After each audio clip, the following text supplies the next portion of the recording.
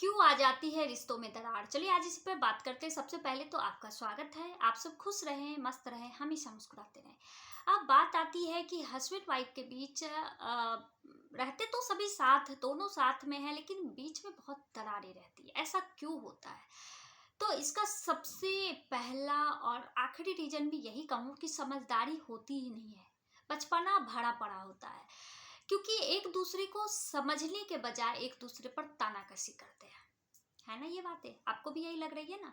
तो चलिए आज इसी पे विस्तार से बातें करते हैं कि क्यों ऐसा होता है। हम लोगों को लगता है कि शादी हो गया, अब हम लोग बड़े हो गए, अब हम लोगों को सारी चीज़ों का ज्ञान हो गया, बहुत सारी चीज़ों का लाइसेंस मिल गया। जैसे बात बात पर बोलना, किसी को भी कुछ कह देना, कुछ भी कर लेना।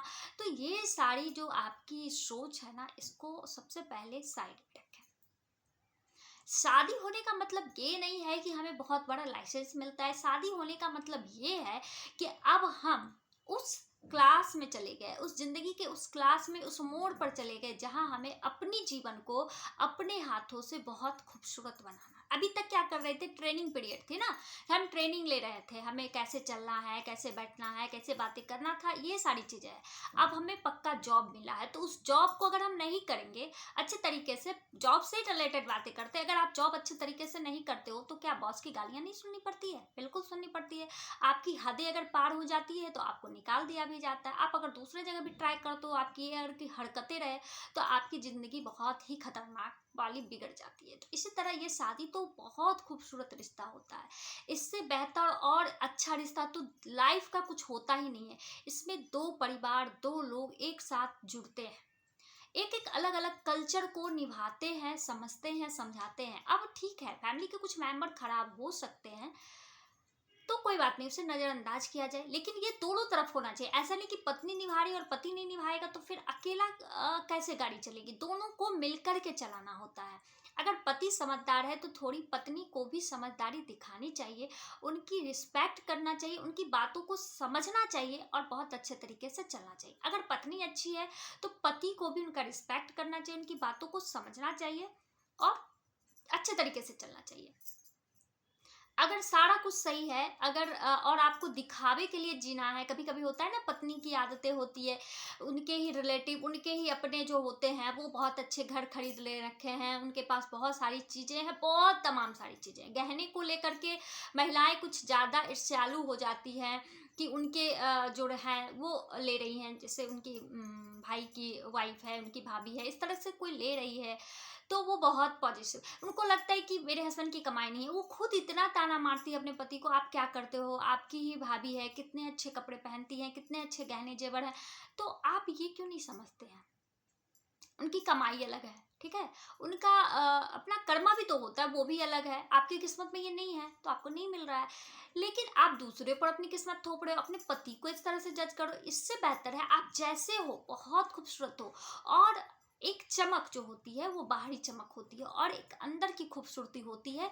तो वो जब निकलता है बाहर तो वो खूबसूरती में लोगों का मतलब दिमाग घूम जाता है। आप सोना पहनो, चांदी पहनो, हीरे पहनो, लेकिन आप खुश नहीं हो, आपके परिवार में खटपट चल रही है। और एक इंसान जिसके पास कुछ नहीं है, बहुत सादगी से चल रहा है, उसके घर से हंसी ठिठोली की आवाजें आती है, उनके घर में बहुत खुशियां हैं, बहुत सुख शांति है, वो गहना जो होता है वो सबसे ऊपर होता है। लेकिन हम उस गहने की बात ही नहीं करते, हम बस दिखावे वाले गहने की बात करते हैं। हाँ, मेरे पास भी गोल्ड नहीं है, बहुत लोगों के पास गोल्ड नहीं होता, तो क्या है वो जीना छोड़ दें? बिल्कुल नहीं। आपको अपने घर में बस खुशियां बिखेरना चाहिए। आपके पति अगर आपको बहुत प्यार करते हैं ना, तो आप बाहर की तमाम चीजों को छोड़ दें, आप सन्यासी बन जाए। इस मामले में तो बिल्कुल सन्यासी बन जाए। सन्यास लिया जा सकता है, कहते हैं ना कि भक्ति में रंग जाना चाहिए, कर्मों पर बिलीव करना चाहिए। हम सुनते हैं, प्रवचन सुनते हैं, लेकिन हम उसको अपने जीवन में नहीं ढालते। हम अपने दाम्पत्य जीवन से भी संन्यास ले सकते हैं, अपने पति के साथ खुशी खुशी उस जीवन में रह करके बाहरी मोह माया को छोड़ सकते हैं, लेकिन हम ऐसा करते नहीं हैं। और अगर नहीं करते तो हम तो दुखी रहेंगे और हमारे जीवन में ये खटास तो आएगी और इसका इफेक्ट हमारे बच्चों पे भी पड़ता है। जबरदस्त वाला पड़ता है, जिससे क्या होता है बच्चे आपसे बहुत सारी चीज़ों की डिमांड करते हैं, हमें ये चाहिए, आप अगर नहीं दिलाते हो क्योंकि आप भी ऐसा कर रहे हो ना, तो वो भी उसी तरह से करते हैं। लेकिन आप में अगर संतोष देखते हैं ना, वो उस माहौल में ढलना सीख जाते हैं ना, उनके पास पैसे आते हैं, ऐसा नहीं है कि आपके पास पैसे नहीं होंगे, धीरे धीरे आप बहुत कुछ जोड़ लोगे। अगर आप संयम से काम लोगे तो बहुत सारी चीज़ आपके जीवन में आ जाएगी, और बच्चे के जीवन में तो और आ जाएगी। तो बच्चे इस माहौल में भी बहुत खुशी से रहने की जीवन में सीखेंगे, ना कि दूसरों को देख करके हमें गाड़ी लेनी है, हमें ये चाहिए, हमें वो चाहिए, इस तरह की तमाम सारी चीज़ों को लेकर के आएंगे। और आपके जीवन का जो वो अच्छा पल देखेंगे ना, आजकल की जनरेशन को क्या हुआ, शादी हुई, खटपट शुरू है, ये चाहिए वो चाहिए, जबकि दोनों जॉब कर रहे हैं, उसकी जॉब उसे पसंद नहीं है, उसकी जॉब उसे पसंद नहीं है, उसके रहने के तरीके उसे पसंद नहीं है, पैसे को लेकर तो मैं मेमोरी, बहुत तमाम सारी चीजें, बहुत कभी लड़कियां अच्छी नहीं मिलते, लड़के अच्छे नहीं मिलते, तो उसमें ढलते नहीं है, उनको बस ब्लेम करते हैं, इससे क्या होता है, जीवन उलझ जाती है। लेकिन अगर आप खुशी खुशी रहते हो ना, तो आपके बच्चों को ये लगता है ये खूबसूरती कुछ नहीं है, बाहरी खूबसूरती का कोई लेना देना नहीं, हमारे अंदर जो व्यवहारिक खूबसूरती है ना, उससे ही हमारा जीवन चलता है और हमारा जीवन बहुत खूबसूरत बनता है। तो इस तरह की तमाम सारी चीज़ों पर हमें ध्यान देने की है, और हम इसी सभी चीज़ों पर ध्यान नहीं देते, जिससे क्या होता है, हमारा जीवन बहुत खराब हो जाता है। जैसे पति के ही हस्बैंड के ही बहुत कोई दोस्त मिलने आए, ऑफिस की बात है, होता है ना, घर में बहुत सारी चीजें हैं वो बाहर शेयर करना चाहते हैं, तो आपको उसमें खलल नहीं करना चाहिए। जैसे आप अपने हस्बैंड से कुछ पूछ रहे हो, अगर ईमानदार हैं वो, आपको उन पे भरोसा है, तो दोनों तरफ भरोसा दिखाना। अगर पति आपकी कुछ बातों को नहीं नजरअंदाज करते, आपकी मायके की बातें हैं वो आपसे नहीं पूछते हैं, आप नहीं बताना चाहती तो वो नहीं पूछते, तो आपको भी सामने से ऐसा व्यवहार करना चाहिए। अगर वो नहीं बताना चाहते तो आप उन्हें छोड़ दो, लेकिन प्रेम से रहो, खुश रहो, जिससे क्या होगा, आपके घर में बरकत ही बरकत होगी, आपको कोई चीज की कमी नहीं होगी। अरे ये गहना जेवर तो बस दिखावे के लिए, आप आर्टिफिशियल भी पहनोगे ना, उसमें भी आपको गोल्ड जैसे महसूस होंगे। तो बस इसी तरह समय रहना है, और खुश रहना है, और छोटी छोटी बातों को नजरअंदाज करना है। और सबसे बड़ी बात ये मैं कहूंगी कि किसी के देने से हमारे पास कुछ नहीं आता है, हमारी किस्मत में जो है वो अपने आप आएगा, हमें कर्म करना चाहिए, और हमारे जो अपने हैं उनसे ही हमें खुश रहना है, उन्हीं को बरकत करना है, उन्हीं को तरक्की करना है, उन्हीं में पैसा लगाना है, उन्हीं को सब कुछ करना है। और ये नहीं कि हाँ उधर से कुछ नहीं मिला, इधर से कुछ नहीं मिला, ये सारी चीज़ों को आप साइड रखोगे तो बहुत बहुत खुश रखोगे, बिलीव करो। और यही जिंदगी का सबसे सच्चा और सुखद सार है।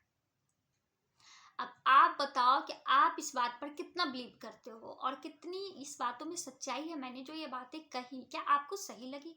अगर हाँ तो लाइक करें, ना तो फिर डिसलाइक भी कर सकते हो, पता तो चलेगा ना। और हाँ, आप जिसे भी इसकी ज़रूरत है प्लीज़ उन्हें शेयर करें, कमेंट में कुछ तो लिखें, और जो नए हैं वो सब्सक्राइब करें इस चैनल को अगर नहीं कर रखा है, और जिन्होंने कर रखा है उन्हें मैं तहे दिल से थैंक यू कहूँगी। और मैं ये भी कहूँगी कि आप वीडियो लगातार देखते रहो, और खुश रहो, मस्त रहो, हमेशा मुस्कुराते रहो।